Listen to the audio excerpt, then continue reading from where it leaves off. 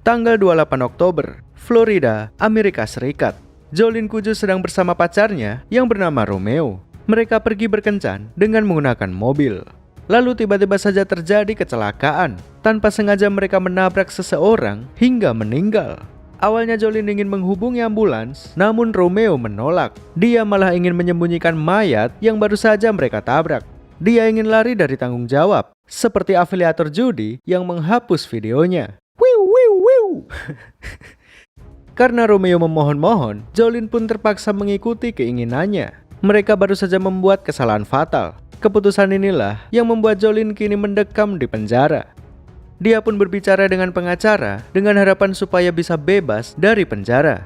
Tidak hanya membicarakan tentang kasus, si pengacara juga membawakan barang titipan dari Jotaro. Ada buku, baju ganti, dan ada satu liontin yang bizar. Jolene pun penasaran dengan benda tersebut. Dia membuka liontin itu, lalu tiba-tiba jarinya terluka. Ternyata di dalam liontin tersebut terdapat pecahan panah Stan. Inilah awal mula Jolene mendapatkan kekuatan Stan. Namun, dia masih belum tahu. Dia pun secara refleks membuang liontin tersebut. Lalu, liontin itu masuk ke selokan penjara. Hal ini cukup berbahaya karena para tahanan bisa-bisa menjadi pengguna Stan. Jolene saat ini mencoba membuat kesepakatan dengan si pengacara. Namun sayangnya, si pengacara berniat menipunya. Jolene dijebak dan akhirnya dia ditetapkan sebagai tersangka. Dia didakwa atas pembunuhan dan menerima hukuman 15 tahun penjara. Jolene bersama satu tahanan lainnya bernama Hermes Costello akhirnya dipindahkan ke penjara yang lebih ketat bernama Green Dolphin. Tempat ini dirancang untuk penjahat kelas berat dengan tingkat keamanan maksimum. Tempat ini juga berada di sebuah pulau di tengah-tengah lautan. Jadi akan sangat sulit untuk melarikan diri dari sana. Jolene pun tidak punya pilihan lain selain menerima nasibnya. Setidaknya dia memiliki kekuatan Stan untuk bisa bertahan dari kerasnya kehidupan penjara. Dia dimasukkan ke dalam sel nomor 206. Di sana, dia bertemu dengan sesama tahanan bernama Gues. Di pertemuan mereka yang pertama, Jolene menyadari bahwa Gues memiliki liontin miliknya. Gues mengatakan bahwa dia membeli benda itu dari tahanan lain seharga $2. Itu artinya, Gues adalah seorang pengguna Stan. Stan-nya bernama Goo Goo Dolls. Kekuatannya adalah mengecilkan apapun yang diinginkannya. Jolene sempat dibully olehnya. Dia dikecilkan lalu dipaksa untuk memasuki tubuh tikus. Dia diperlakukan seolah-olah seperti hewan peliharaannya. Kemudian, Gues memintanya untuk memasuki ruang kendali. Dia ingin memanfaatkan Jolene untuk kabur dari penjara. Jolene pun memasuki ruang kendali sebagai tikus. Lalu, lambat laun, ukurannya kembali menjadi membesar. Hal ini karena Gues sedang berada jauh darinya. Kekuatannya dipengaruhi oleh jarak. Semakin jauh dia dari Jolene, maka kekuatannya semakin melemah. Jolene pun berusaha kabur dari ruang kendali. Jika dia ketahuan penjaga, maka dia akan langsung ditembak. Parahnya, Goo Goo Dolls juga ikut menyerangnya. Stan itu mengira bahwa Jolene sudah membantah perintah Gues. Nyawanya pun terancam oleh penjaga dan juga Stan tersebut. Lalu tanpa sadar, Jolene menggunakan Stan-nya yang bernama Stone Free. Stone Free berwujud humanoid dan bisa terurai sebagai benang. Jolene memiliki dua pilihan dalam penggunaan kekuatannya, yaitu berupa benang atau berupa full Stan. Kemudian Gues menjebak Jolene di dalam zona terlarang. Jika dia ketahuan penjaga, dia akan langsung ditembak. Pada awalnya, Gues mengira bahwa dia sudah aman karena berada di balik jeruji besi. Jolene pun menggunakan Stone Free dalam bentuk humanoid. Dan, sama seperti Jotaro, dia menghajar Gues dengan pukulan ora-ora. Gues tidak menyadari bahwa Jolene mampu menghajarnya dari balik jeruji besi. Hal ini karena Stone Free bisa mengurai tubuhnya menjadi benang sehingga pukulannya bisa melewati sela-sela jeruji besi. Inilah detail kecil yang tidak disadari oleh Gues. Pada akhirnya, Jolene berhasil mengalahkan Gues. Dia pun selamat dari ancaman penjaga dan dia juga berhasil mendapatkan kembali liontin yang berisi pecahan panah Stan. Berikutnya, Jolene kembali menjalani kehidupannya di penjara. Kemudian dia dikejutkan dengan kemunculan seorang bocah misterius bernama Emporio. Emporio memberitahukan bahwa seseorang akan datang menemui Jolene. Namun, Jolene diperingatkan untuk tidak pergi menemuinya. Setelah mengatakan semua itu, Emporio tiba-tiba menghilang begitu saja, seolah-olah dia tidak pernah berada di tempat tersebut. Keesokan harinya, apa yang dikatakan Emporio benar-benar terjadi. Jolin dikunjungi oleh salah satu anggota keluarganya. Lalu ketika dia berada di depan ruangan kunjungan, Emporio muncul dan sekali lagi memperingatkannya. Namun Jolin bersikeras untuk bertemu dengan keluarganya. Dia sangat merindukan ibunya dan juga ingin menjelaskan bahwa dia tidak bersalah. Emporio pun akhirnya membiarkan Jolin memasuki ruangan kunjungan tersebut. Dia memberikan tulang kering kepada Jolin sebagai jimat untuk keselamatannya. Jolin pun memasuki ruang kunjungan. Lalu dia sangat terkejut melihat Jotaro Kujo yang berdiri di hadapannya. Jolin sebenarnya mengharapkan kehadiran ibunya. Dia menjadi sedikit kecewa karena yang datang adalah ayahnya. Baginya, Jotaro adalah sosok ayah yang tidak bertanggung jawab. Hal ini karena Jotaro sering bepergian dan tidak pernah meluangkan waktu untuk keluarganya. Jolin pun tidak punya pilihan lain selain berbicara dengan Jotaro. Kemudian Jotaro menjelaskan apa yang sebenarnya menimpa Jolin. Dia mengatakan bahwa Jolin memang sengaja dijebak supaya terkurung di penjara ini. Dalang dibalik semua ini adalah seorang pria bernama John Gallier. Peristiwa kecelakaan, pengacara, serta hakim yang memberi keputusan semuanya sudah diatur olehnya. John Gallier sendiri juga merupakan narapidana di penjara ini. Dia adalah salah satu pion musuh yang berusaha menyingkirkan Jolin. Jolin pun penasaran kenapa dia diincar, padahal dia tidak melakukan kesalahan apapun. Menjawab pertanyaan tersebut, Jotaro pun menceritakan sedikit tentang sejarah keluarga Joestar. Semua ini masih ada hubungannya dengan Dio Brando. Para anak buah Dio yang masih tersisa saat ini berusaha menyingkirkan Jolin dan Jotaro. Dan mereka semua berada di penjara ini.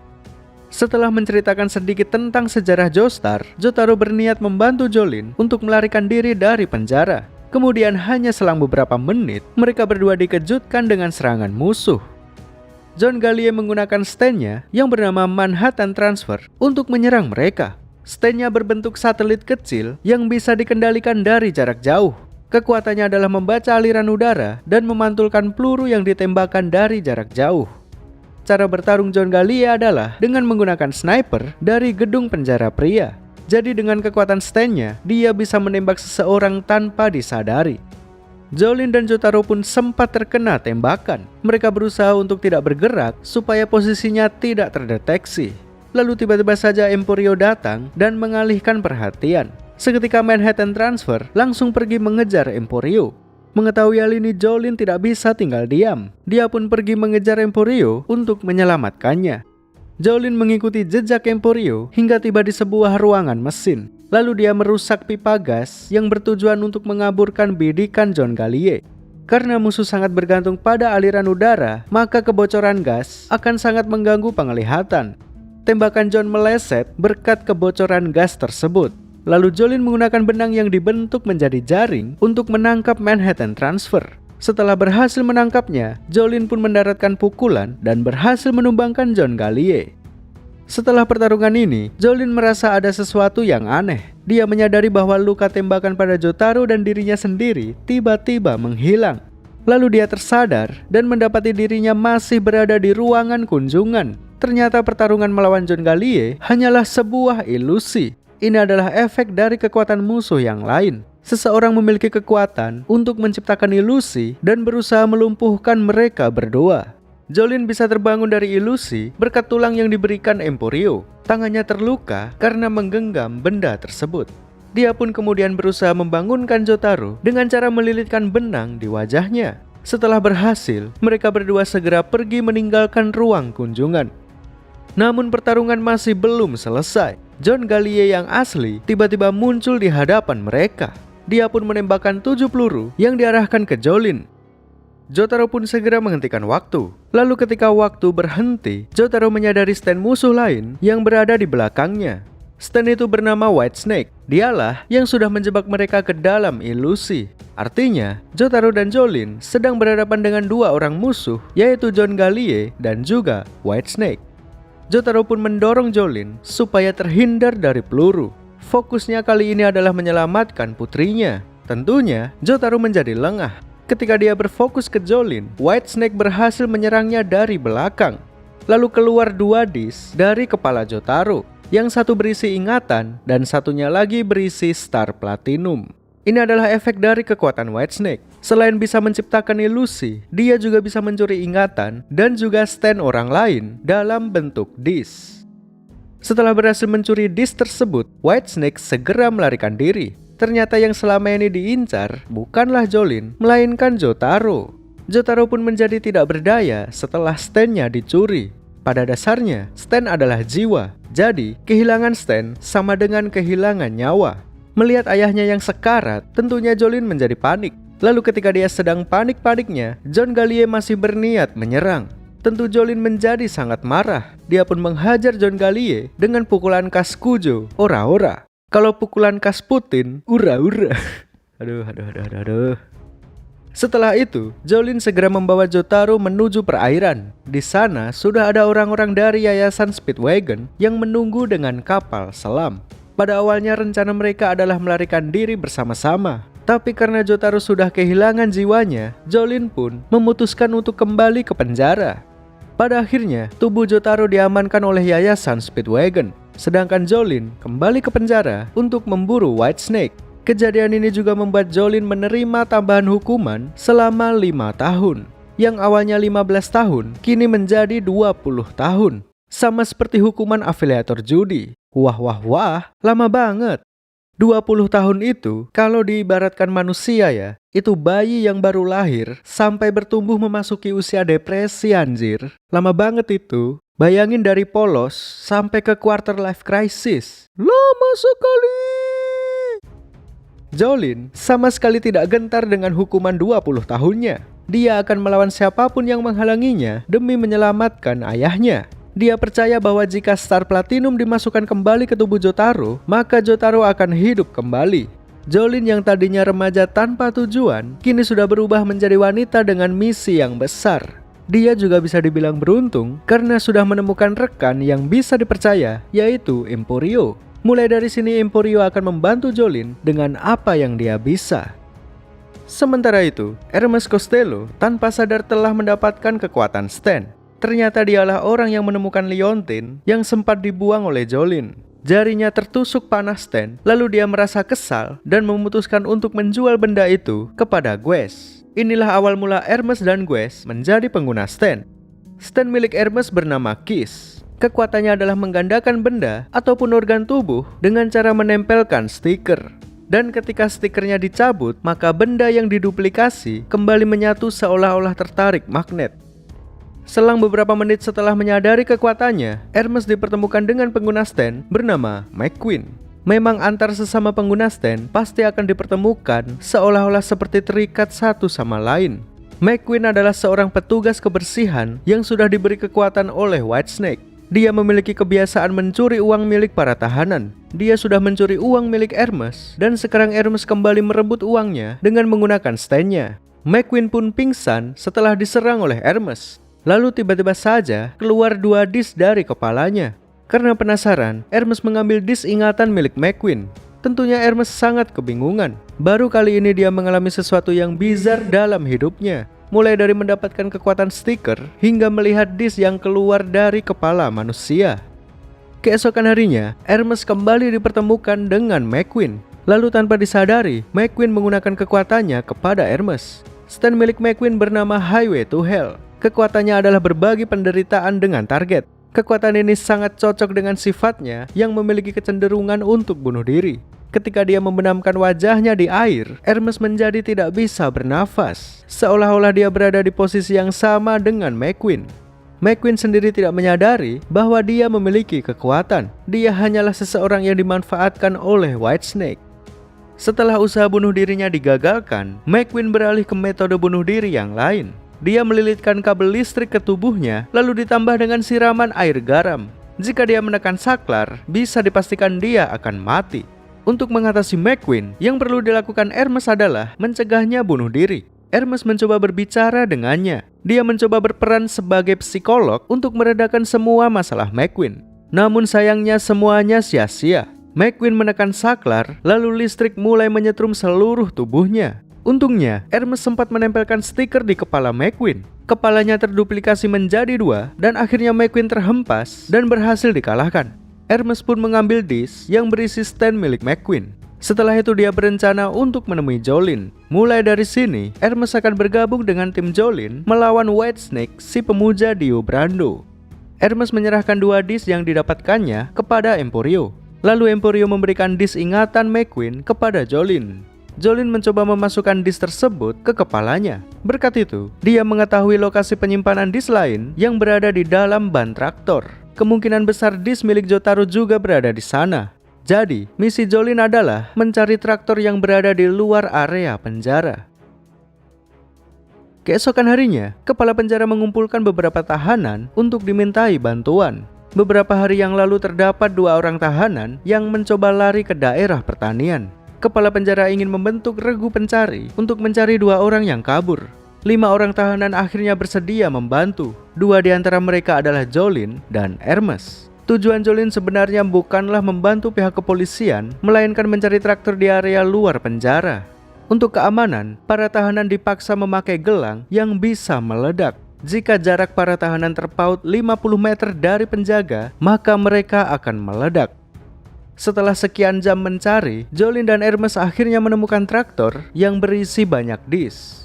Belum sempat mengambilnya, mereka berdua menyadari bahwa ada sesuatu yang aneh. Awalnya, ekspedisi ini diikuti oleh 5 orang tahanan. Namun, sekarang ada 6 orang. Artinya, di antara mereka ada imposter. Mereka berdua pun meningkatkan kewaspadaannya. Lalu, gelang yang dipakai semua tahanan tiba-tiba saja berbunyi. Artinya, jarak mereka terpaut 50 meter. Setelah diselidiki, ternyata sipir penjaga tersebut sudah tewas dan terseret ke daerah rawa-rawa. Bahkan 1 orang tahanan meledak gara-gara ini. Jolin berusaha mencari siapa pelaku dari semua ini dengan cara menghajar semua orang. Lalu muncullah biang kerok berupa plankton yang bernama Foo Fighters, atau sebut saja dengan FF. FF adalah pengguna stand sekaligus stand itu sendiri. Karena dia plankton, dia bisa membelah diri dan menyamar sebagai manusia dengan cara merasuki tubuh mereka. 3 tahanan yang mengikuti ekspedisi ini sudah mati dibunuh olehnya. Lalu dia merasuki mayat para tahanan dan berpura-pura sebagai mereka.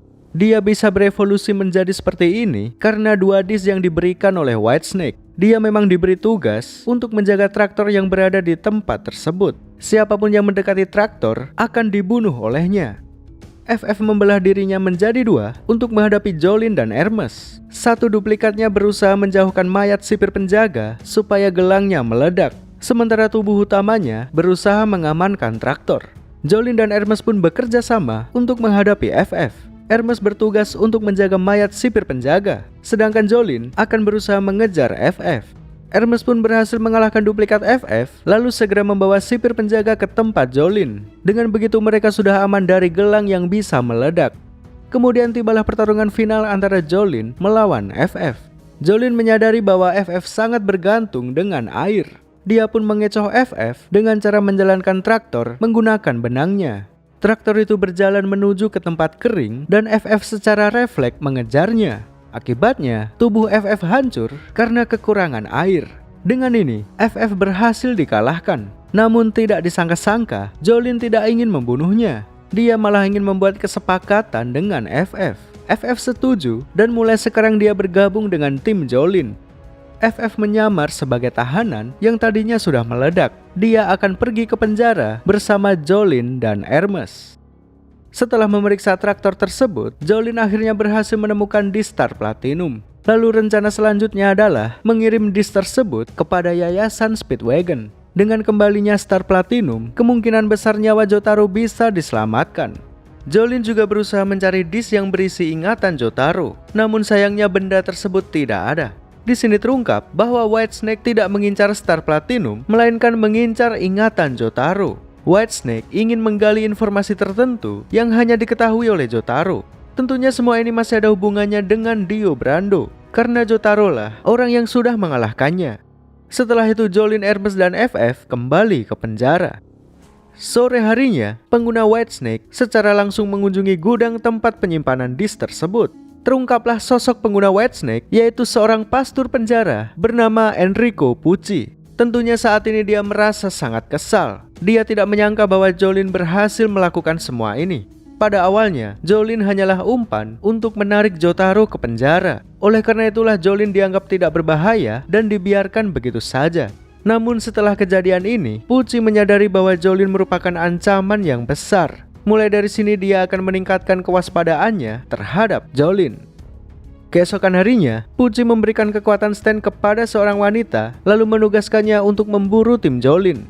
Dia bernama Mirason dengan Stan yang bernama Marilyn Manson. Kekuatannya adalah menagih hutang. Jadi cara bertarungnya adalah dia harus menjebak lawan supaya berhutang, baru setelah itu kekuatan Stan-nya bisa diaktifkan.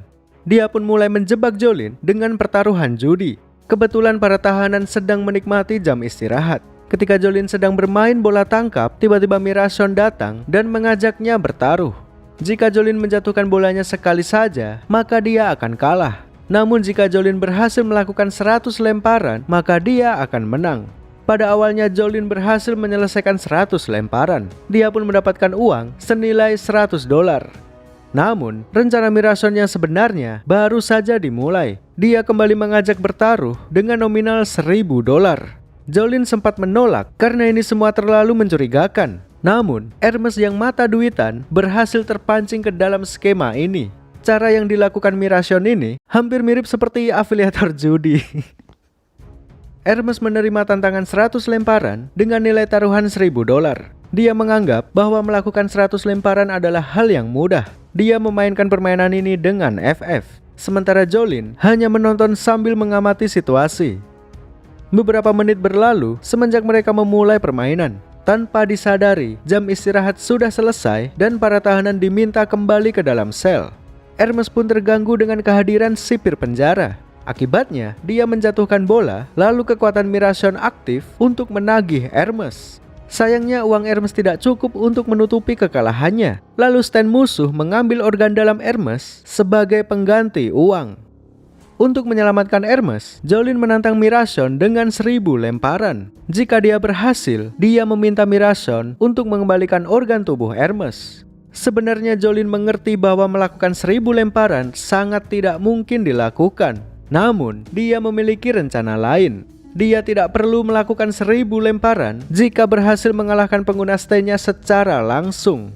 Mirason menyadari rencana Jolin dan memutuskan untuk lari ke dalam penjara. Melihat hal ini, Jolin dan FF segera mengejarnya sambil melempar bola. Ketika berada di dalam, Mirason menyewa seorang sipir penjara untuk mengambil bola Jolin. Dengan ini Mirason merasa bahwa dia sudah menang. Namun, dugaannya salah. Jolin menggunakan benangnya untuk mengambil bola yang sudah dirampas oleh sipir. Permainan pun kembali berlanjut. Apakah ini tidak melanggar aturan? Tidak, karena sejak awal permainan, Jolin tidak pernah bersepakat tentang siapa lawan mainnya. Dia boleh memainkan permainan dengan siapapun, entah itu FF, sipir penjara, hingga Mirason pun boleh diajak bermain.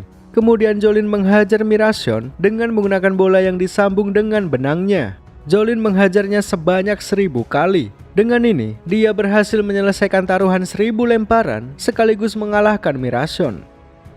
Keesokan harinya, Jolin menghubungi Yayasan Speedwagon melalui telepon umum penjara. Jolin meminta mereka datang ke penjara untuk menyerahkan Distar Platinum. Saking profesionalnya, Yayasan Speedwagon mengatakan bahwa mereka akan tiba dalam 20 menit. Mereka meminta Jolin untuk bertemu di halaman penjara. Seketika itu juga, Jolin langsung berlari menuju ke TKP. Lalu di tengah-tengah perjalanannya, dia dihentikan oleh Emporio, lalu dia dibawa memasuki ruangan hantu. Inilah kekuatan Stan milik Emporio. Dia bisa mewujudkan ruangan atau bangunan yang sudah lama hilang. Ruangan gaib ini disebut dengan ruangan hantu. Inilah sebabnya kenapa Emporio bisa berkeliaran di dalam penjara tanpa ada yang tahu. Di tempat tersebut, Jolin juga diperkenalkan dengan seorang pengguna Stan bernama Weather Report. Kekuatannya adalah mengendalikan cuaca, seperti pawang hujan di Mandalika. Weather Report adalah seseorang yang kehilangan ingatan dan tidak tahu kenapa dia bisa berada di penjara ini. Emporio pun meminta Weather untuk menemani Jolin menuju ke halaman. Akan sangat berbahaya jika Jolin pergi sendirian, karena bisa dipastikan Pucci menyadap pembicaraannya di telepon. Pastinya Pucci sudah memerintahkan anak buahnya untuk berjaga. Oleh karena itulah, Emporio meminta Weather untuk membantu. Setelah cukup berkenalan, berangkatlah mereka berdua menuju ke halaman. Sesuai dugaan, mereka langsung dihadang oleh utusan Pucci. Dia bernama Lang Wrangler dengan stand yang bernama Jumping Jack Flash. Kemampuannya adalah menghilangkan gravitasi pada seseorang atau ruangan yang diinginkannya. Ketika kemampuannya diaktifkan, Jolin dan Weather melayang-layang di udara. Dan tidak hanya melayang, tapi mereka berdua juga tidak bisa bernafas, seolah-olah mereka sedang berada di luar angkasa. Selain itu, Wrangler juga bisa menembakkan benda-benda metal dari tangannya. Jadi ini adalah kombinasi yang cukup sulit dihadapi. Untungnya, Weather cukup bisa mengatasi kondisi ini dengan cara menciptakan baju astronot yang terbuat dari awan. Kemudian Jolin menggunakan benang untuk menarik Wrangler memasuki wilayah hampa udara. Dengan begini, Wrangler tidak punya pilihan lain selain menonaktifkan kekuatannya. Lalu ketika kekuatannya sudah dimatikan, Jolin dengan cepat menghajarnya dengan Stone Free mode full stand. Setelah itu Jolin segera membuka gerbang menuju ke halaman. Lalu tidak disangka-sangka, Pucci berada di balik gerbang itu. Untuk saat ini Jolin masih belum tahu bahwa Pucci adalah pengguna Whitesnake. Di matanya, Pucci adalah seorang pastur biasa. Memang inilah karakter yang dibangun oleh Pucci. Dia dikenal sebagai pastur soleh dan dihormati seluruh staf penjara. Selama ini dia mengendalikan penjara sambil berperan sebagai pastur. Pucci memutuskan untuk mempertahankan karakter palsunya. Dia mempersilahkan Jolin menuju ke halaman. Namun, dia sudah memasang satu penjaga di sana. Ketika Jolin tiba di halaman, dia langsung ditembak oleh penjaga suruhan Pucci. Mengetahui hal ini, Weather Report tidak bisa tinggal diam. Dia memanipulasi cuaca hingga menciptakan hujan katak beracun. Bahkan seorang Pucci juga mati-matian menghindari hujan yang bizar tersebut. Sementara Jolin sendiri berusaha melindungi diri dengan menggunakan benangnya. Dia mengikat katak-katak itu lalu berpura-pura mati terkena racun. Setelah hujan katak mereda, Pucci menggunakan Whitesnake dari jarak jauh untuk mengambil disk Star Platinum. Kemudian Jolin secara tiba-tiba merebut disk tersebut dengan menggunakan benangnya. Lalu benda itu diserahkan kepada burung merpati dari Yayasan Speedwagon. Tidak ada yang menyangka bahwa agen dari Speedwagon adalah seekor burung. Setelah itu para staf penjara segera menuju ke halaman karena adanya hujan katak yang bizar ini. Pucci pun terpaksa mundur karena tidak ingin dicurigai. Pada akhirnya, Jolin berhasil mengirim disk Star Platinum kepada Yayasan Speedwagon. Tentu kejadian ini akan membuat Pucci semakin waspada. Dia mundur sementara, lalu mengatur strategi baru untuk menyingkirkan Jolin dan teman-temannya. JoJo Stone Ocean selesai sampai di sini. Sampai saat ini episode yang dirilis hanya 12 episode. Tungguin aja episode selanjutnya hanya di Netflix.